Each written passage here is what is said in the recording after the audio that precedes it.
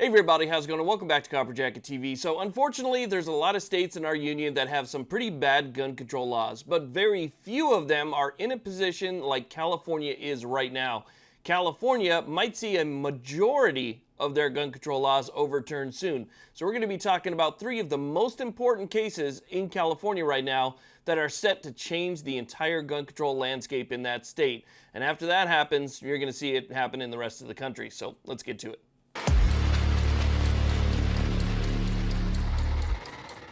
So real quick, I want to take a second to thank the main sponsor of this channel, which is the USCCA. If you take your self-defense seriously, you need to have a USCCA membership. Whether you're in your home or outside your home, if you find yourself in the need to defend yourself, you're going to need to call the USCCA. And with your membership, you get things like self-defense liability insurance and a lot more. Also by Blackout Coffee. If you're looking for a coffee company that actually supports the 2A and several 2A channels here on YouTube, check out Blackout Coffee with that link down below.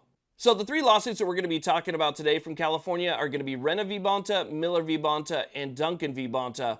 These three lawsuits alone would just about end gun control in California as it is today. As a matter of fact, if these decisions come down from the Ninth Circuit, then that covers every other state that falls under their jurisdiction, including states like Washington. Washington state just enacted a magazine ban starting July 1st where you can no longer purchase or transfer, sell, or anything like that magazines that could hold more than 10 rounds. So the three lawsuits we're going to be talking about today are Rena V, Bonta, Duncan V, Bonta, and Miller V, Bonta.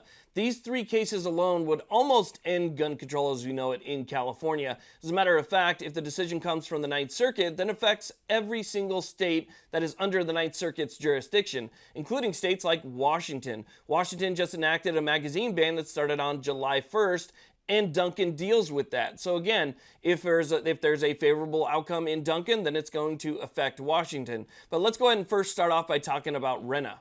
So real quick, before we get into Rena, the reason that these three cases are so unique is because of where they were in their process. So they were at the end phase when the Supreme Court came down with the Bruin decision, which kind of changed everything. Not only did it say that we have a right to keep and bear arms outside of the home for self-protection, but they also changed the way that the courts are allowed to come up with their decision in Second Amendment cases. So the Ninth Circuit, who is clearly anti-Second Amendment, likes to use the two-step approach. In California, basically what they would do is they would balance the government's interest over our rights, and if it seemed like the government had more interest than our actual rights, they would always side on the state of California, and that's why the Ninth Circuit always sided with California. The Supreme Court said you can't do that anymore. You have to look at text, history, and tradition. You cannot use the two-step approach anymore. Now again, that happened while these three cases are ready for a decision. So they're going to have to now use that text, history, and tradition to come out with their decisions on these other than the two-step approach. Again, that's why it's so important and why these three are so unique.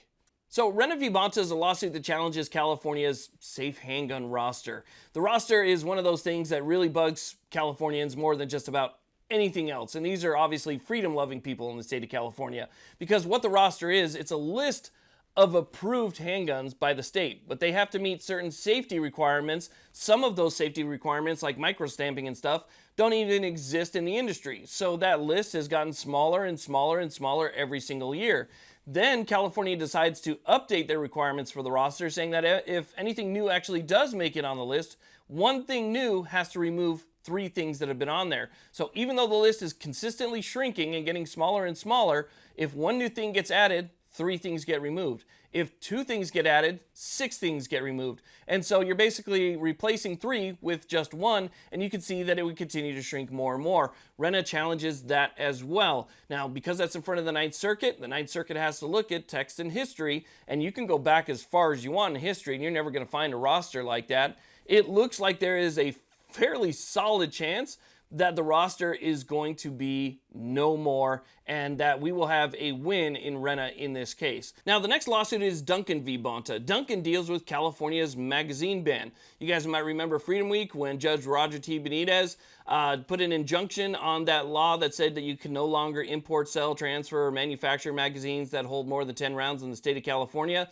And so people just went absolutely nuts buying everything that they could within that 1 week period. I heard it was over 1 million that were shipped into the state. And then he ended up putting a stay on his own injunction. but it allowed everybody who acquired anything in that time period to keep them, and that was called Freedom Week. Well, that went to an en banc panel who agreed with him. They actually said that, yeah, it's unconstitutional. They used text, history, and tradition when they came up with their decision. But California didn't like that, so they went for an en banc panel, which is basically a 11 or 12 judge panel of the Ninth Circuit Court of Appeals. And when it got up to a majority of the Ninth Circuit, then they determined that it was constitutional, and they used the two-step approach, and in doing so, gave the favor to the state, saying that the state's interests outweighed people's rights, essentially. Well, that was appealed up to the Supreme Court. Once it got to the Supreme Court basically decided to sit on it until they came out with their decision in Bruin. Now, once they came out with their decision in Bruin, they decided to vacate the judgment of the Ninth Circuit Court of Appeals, the en banc panel. They vacated that judgment, and they sent Duncan back down to the Ninth Circuit. So instead of just ruling on it themselves, they said, hey, you guys screwed up. Go ahead and redo this. You guys have a full redo. So their decision in the Ninth Circuit was completely vacated, and now they have to look at Duncan again. But instead of using the two-step approach, which is how they came up with their initial decision, they now have to use text, history, and tradition. So the case that made it all the way to the Supreme Court went back down to the Ninth Circuit, and basically a slap on the wrist from the Supreme Court saying you did it wrong, look at it again, do it over. And what's cool about Duncan is this case might end up back in the hands of Judge Roger T. Benitez, or St. Benitez as people like to call him. And he can actually possibly remove the stay on his own injunction, opening everything back up again until the Ninth Circuit, the three-judge panel of the Ninth Circuit, rules again. Now, the three-judge panel could say, look, we already determined based on text and history that this was unconstitutional for the state to ban these. Therefore, we're just going to go ahead and uphold the previous decision that we made. In which case, again, I believe there's going to be another win in Duncan here. So you're talking about the roster gone. Then you're talking about magazine bans gone. I mean, just that right there alone would be huge. Now, the last one is going to be Miller v. Bonta, which seeks to overturn California's so-called assault weapons ban. Now, this has got to be one of the most ridiculous bans that I have ever seen, because it bans things based off of features alone. The overall functionality doesn't change whatsoever, but you can ban things based on feature.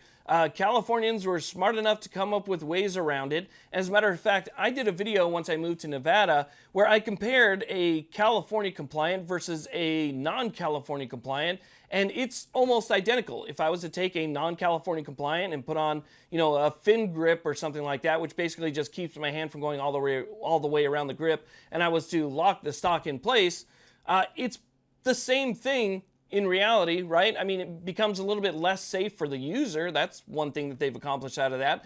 But they're identical. They do the exact same thing, and I was able to work them in the same function and so forth with different attachments. So it's, again, a totally ridiculous law that does absolutely nothing. Well, this is another one that looks like it is going to be overturned based on Bruin. Like I said, all of these ended up in their end phase right when the Bruin decision happened. So we could be seeing some really important changes to California gun control very, very soon. That's what makes these unique, is that we're going to be seeing the actual benefits of Bruin in California probably sooner than any other state. There are other states that had their decisions vacated and remanded back down to their circuit courts. So there are other states out there that might see some changes here fairly soon. But California, you're talking about some of the biggest bans and infringements in the entire state, all three of which are sitting at the circuit court level simply awaiting a decision from a judge.